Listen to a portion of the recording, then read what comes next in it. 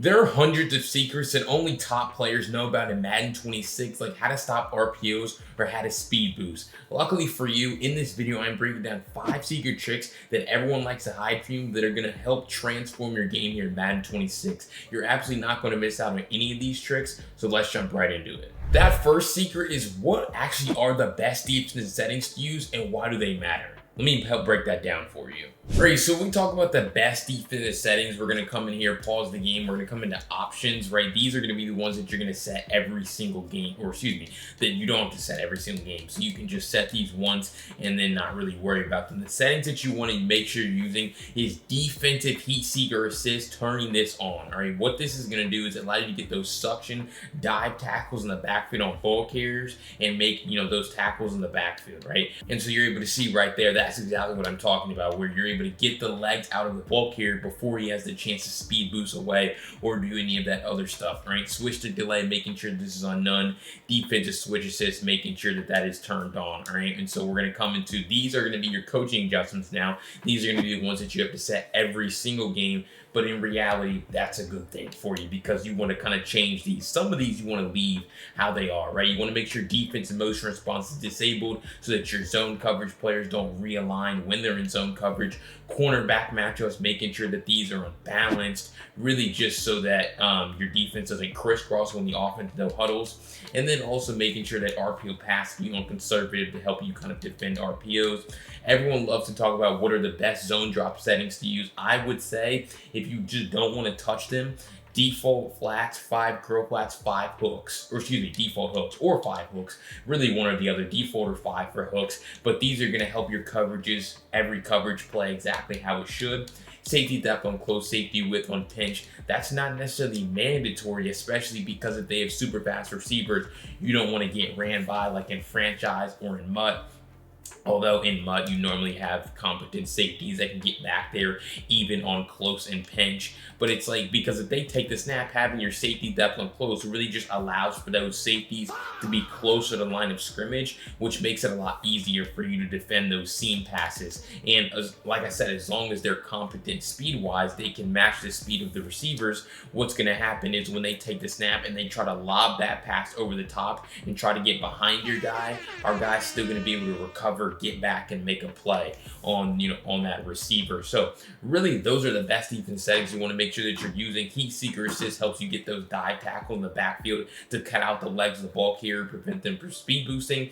And then coaching adjustments, very important, making sure you have the right zone drop settings so that your zones play correctly and making sure that you have safety depth on close with your width on pinch to help defend the seams. Unless you're playing against super fast teams, leave it on default. Alright, when you're on offense, you're always trying to make the game as easy as possible for yourself. Let me show you the best way to make your RPOs 10 times better here in Madden 26. Alright, so if we come into RPO Zone Alert Omaha, right, and they're in random defense, really the trick that I'm going to show you here is the ability to hot route your receivers on RPOs. Alright, this is very important because you can only do this actually on certain RPOs. RPO alerts are one of them that you can do this from. You can't do this with every RPO. And so really, if they're going to run man coverage, you're just really getting a look. And so for me, I'm going to put my bond receiver B on a flat. I'm going to leave Njoku on his out, and I'm really just making the read between the two. A lot of the time, those out routes are going to absolutely cook. But it's like you really now have the choice. Only when they run man coverage do I really want to leave Njoku on his out route because he can get outside leverage. Right here, you see how the defense has outside leverage. So I'm going to try to just put him on like a slant.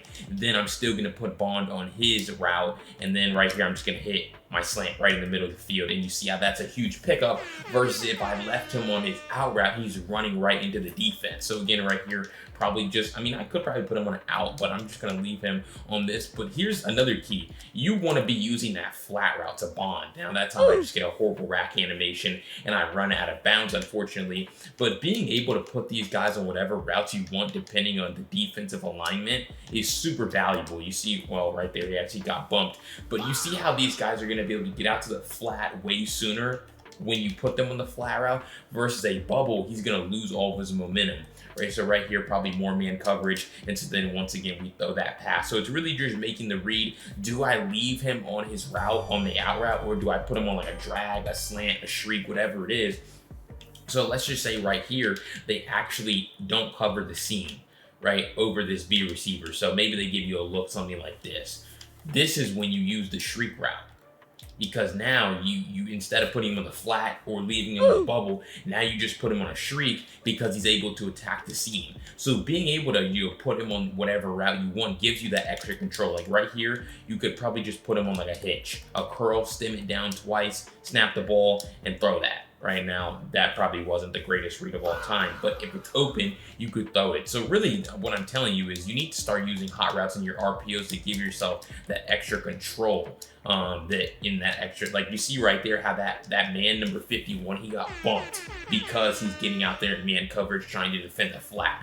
So this is going to be how you guys are going to make your RPOs, like not kidding, like 10 times better, because you have so much more control over exactly how the play kind of develops. Putting your guy in a flat instead of a bubble allows him to not lose his momentum. And even right here, if they ran man, you could probably get this ball out here on the out route if you left the out route. So start hot routing your receivers and RPOs where you actually can hot route. RPO alerts from like trips, tight end, flex is a great example of it, and you're going to be reaping the benefits on offense very often. All right, so if you found those first two secret tricks helpful here in Madden 26, make sure you subscribe to this channel. I break down tips and tricks just like this every single day here in Madden 26, and you're absolutely not going to miss out on any of them. But if you want a free guide to dominate and win more games here in Madden 26, go down below in the comment section, comment the word free. I'll send it right over to you. Let's jump right back into the video. All right, so I just showed you a secret trick to make your RPOs 10 times better. You're gonna say, BLT, how do I go about stopping RPOs? Let me show you exactly how to slow down nearly every RPO in the game.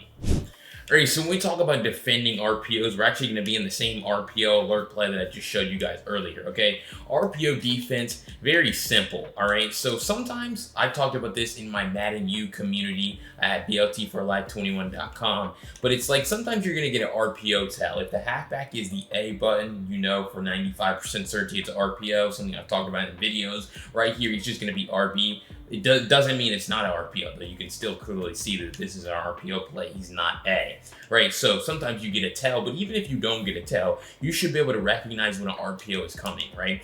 You know, picking up on tendency. So all you want to do is shade your coverage down from a cover 3. So now you're in cover 3 hard flat. Right, you're gonna man up their inside receiver, right? You're gonna man up number 16, and you're gonna pass commit, and hopefully you're gonna be able to man him up with a linebacker who's standing right over the top of him, just like this, right? And so really what you're gonna see right here is now we're just gonna have a man crashing down and making that play. So number 51 comes in unblocked versus their RPO, but also you're able to see our slot corner at times is just gonna be able to run through this guy.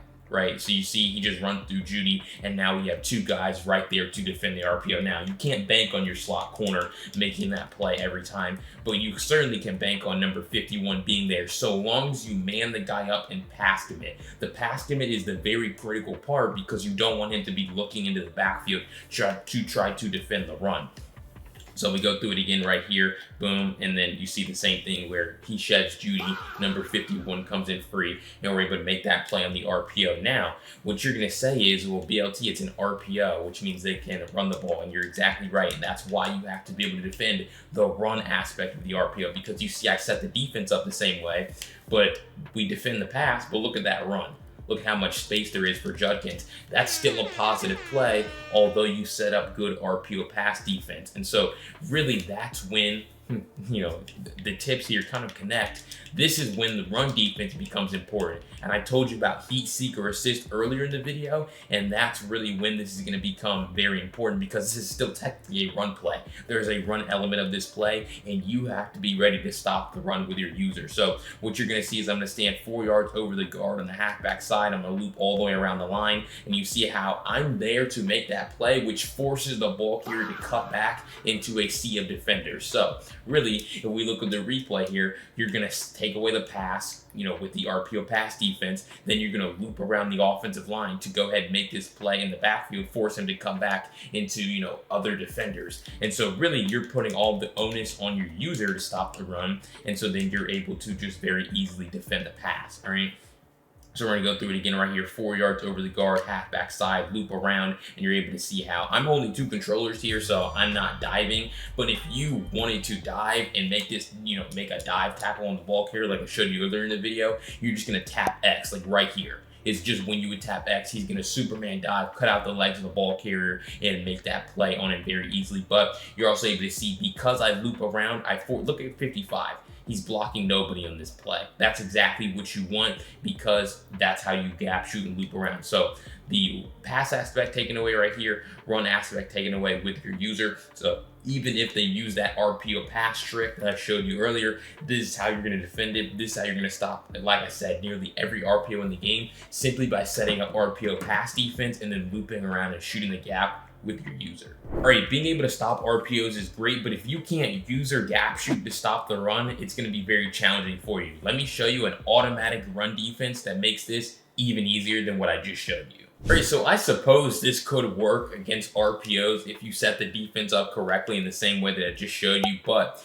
if we were, this is really great against inside runs. This is really when I would use this. This is what we call the automatic run shoot defense, because if you stand, we're going to look at the offensive player right here. Look how there's no flame icon over the top of any of these players, right? There's a mic icon, but as soon as I move right here over the center with this A-gap rusher on the opposite side of the halfback, now you're going to see how there's a flame icon over the top of that A-gap rusher. And so really what I can do now is just take the snap, run down, and you see how he's going to instantly make that play. This is honestly, I've been playing this game for a long time, as you guys could probably imagine. This is one of the craziest run defenses I've ever seen, just because it's so easy. All you're doing is retargeting the offensive line, blocking for them, and it just makes it very easy for this guy to just come in the backfield and make that play. Now, there's going to be times where, you know, he can break that tackle, and so really what I would recommend for you guys, you know, when you're, you know, playing defense here, stand right here over this center, run down, and then click onto him and either spam A or spam X to, you know, either conservative tackle or, you know, dive tackle, just so that you can make the play with your user and not really rely on the CPU. But you see how I click on early and then I'm just spamming A to get that conservative tackle. But this just makes it to where they can't run inside runs, because now there's a flame icon over the top of one of our defensive players, an A-gap rusher. You're going to be able to counter the speed boost, right? As we talk about all the time, because the speed boost, they're trying to speed boost out of the handoff instantly. But really, as soon as they touch the ball here, you're already making this play. Like, he's already getting tackled before he has the opportunity to speed boost. And like I said, this is really great against those inside, you know, zone type of play calls here.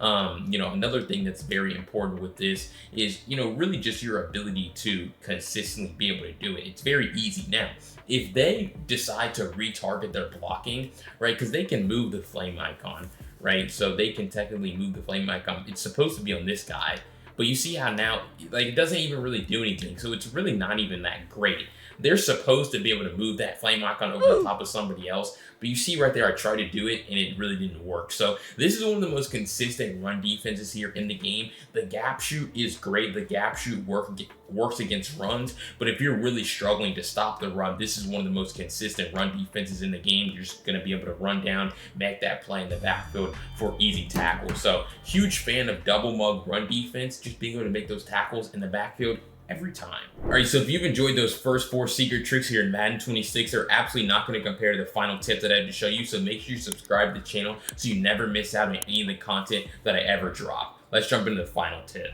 And that final tip is going to be the most important thing to improve your passing offense here in Madden 26. I'm not kidding. As soon as you master this trick, your, you know, percentage and your touchdowns are going to go through the roof. Let me introduce you to pocket presence. All right, so like I said, this is the most important thing about offense here, is being able to pass the ball and do it efficiently. All right, so really here's the problem that I see with a lot of players. You're going to take this snap, drift all the way back in the pocket, and you see how eventually your buttons disappear. You throw red passes. It's like, not only did I have Njoku wide open on that play, like, he's going to be wide open again. Right, I'm drifting too far back. Like, he's wide open, but I'm just drifting too far back. And now when I try to throw it, now somehow I still complete it. But that's a red pass, and if there's a defender anywhere near that area, that pass is going to get broken up. So again, I'm still just drifting way too far back, and by the time I throw it, I'm literally throwing it right to a defensive player, which again, that receiver is open, but he's just not open because you're sailing at the pass and you're drifting too far back. So really what you need to do,